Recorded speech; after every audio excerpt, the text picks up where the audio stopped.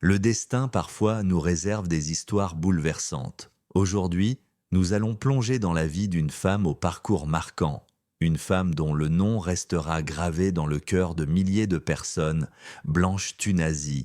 Son histoire est celle d'une vie donnée à Dieu, d'un amour partagé avec son mari, le pasteur Marcelo Thunazy, d'un engagement profond dans la prière, mais aussi d'un départ soudain, tragique, qui a laissé une empreinte indélébile.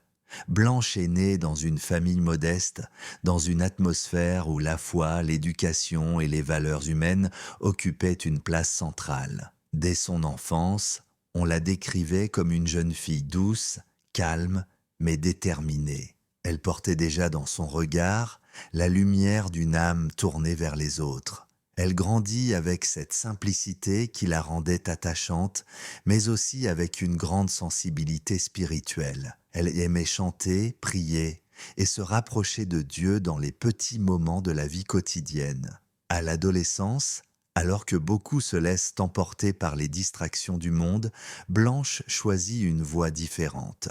Elle s'attacha davantage à sa relation avec Dieu. Ses proches se souviennent d'elle comme d'une jeune fille qui, au lieu de chercher à plaire aux hommes, cherchait avant tout à plaire à Dieu. Elle se distinguait par sa pudeur, son sens de l'écoute et cette capacité rare à consoler ceux qui souffraient. Puis vint le moment de sa rencontre avec celui qui allait marquer sa destinée, Marcelo Thunazy. Leur histoire n'était pas simplement celle d'un mariage, mais d'une alliance spirituelle. Marcelo, déjà engagé dans le ministère, trouva en Blanche bien plus qu'une épouse. Il trouva une véritable compagne de route, une intercesseuse, une femme de foi capable de soutenir la vision divine qui pesait sur ses épaules. Leur union fut marquée par l'amour, la complicité, mais aussi par le poids d'une mission plus grande qu'eux-mêmes. Blanche n'était pas une femme en quête de gloire. Elle ne cherchait pas à briller par elle-même. Elle savait que son rôle, discret mais puissant, consistait à tenir la main de son mari dans les moments les plus difficiles, à l'encourager, à le soutenir et à prier sans relâche. Beaucoup de ceux qui l'ont connue racontent combien sa vie de prière était intense.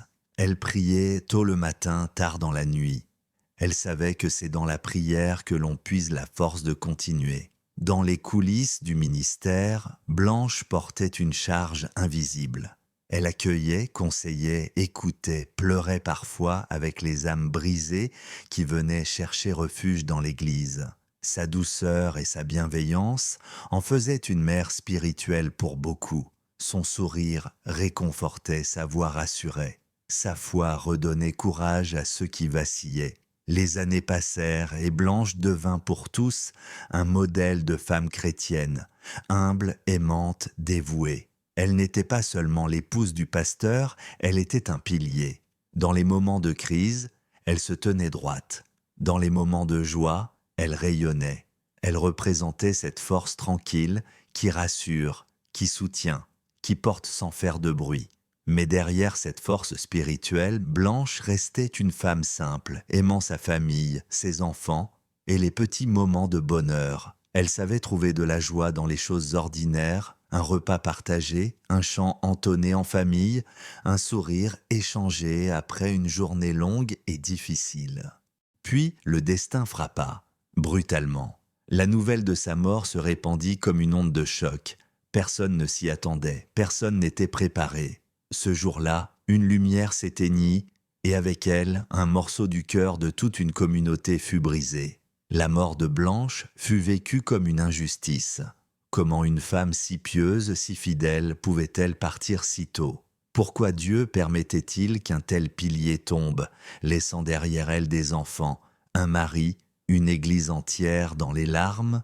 Les questions jaillirent, les cœurs se serrèrent et les yeux s'emplirent de larmes. Le pasteur Marcelo, malgré la douleur, trouva la force de continuer. Mais tout le monde pouvait voir combien ce départ avait laissé un vide immense. L'Église, habituée à voir le couple main dans la main, devait désormais s'habituer à une chaise vide.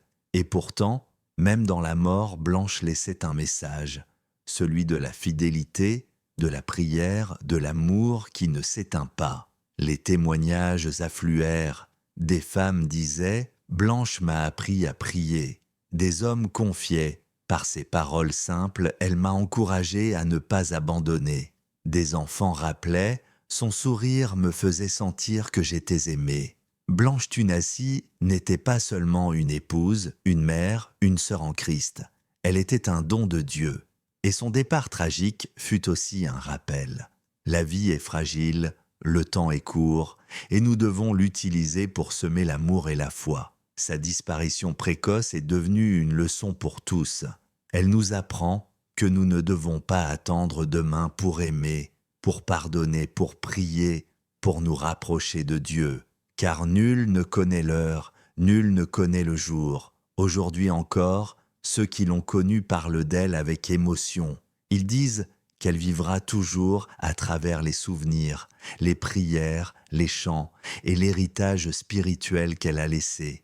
Et même si ses yeux se sont fermés sur cette terre, son âme repose dans la lumière éternelle auprès de celui qu'elle a servi fidèlement. Blanche Tunassi, une femme discrète mais puissante, une femme douce mais ferme dans sa foi, une femme aimée et respectée.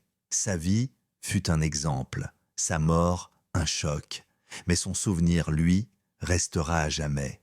Le destin tragique de Blanche Tunassi n'est pas une fin mais un commencement, celui d'un héritage spirituel qui continue d'inspirer, d'enseigner et de toucher les cœurs. En repensant à la vie de Blanche Tunassi, nous comprenons qu'elle n'a pas vécu pour elle-même, mais pour Dieu et pour les autres. Elle a incarné la douceur, la fidélité, l'amour et la prière. Son passage sur cette terre, bien que court, fut intense et rempli de sens.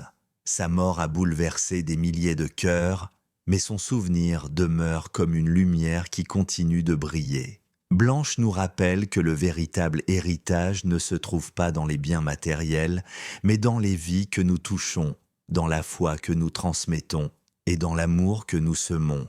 Aujourd'hui, son nom reste gravé comme celui d'une femme de Dieu, une épouse dévouée, une mère attentive et une intercesseuse infatigable. Sa vie est un exemple et sa mémoire une source d'inspiration pour ceux qui continuent la course de la foi. Blanche Tunassi restera pour toujours une étoile qui, même éteinte à nos yeux, continue de briller dans l'éternité. À la fin de cette histoire bouleversante, je t'invite à t'abonner dès maintenant, à activer la cloche de notification et à partager cette vidéo autour de toi. Ainsi s'achève le récit d'une vie donnée à Dieu, d'une destinée marquée par l'amour, la foi et le tragique.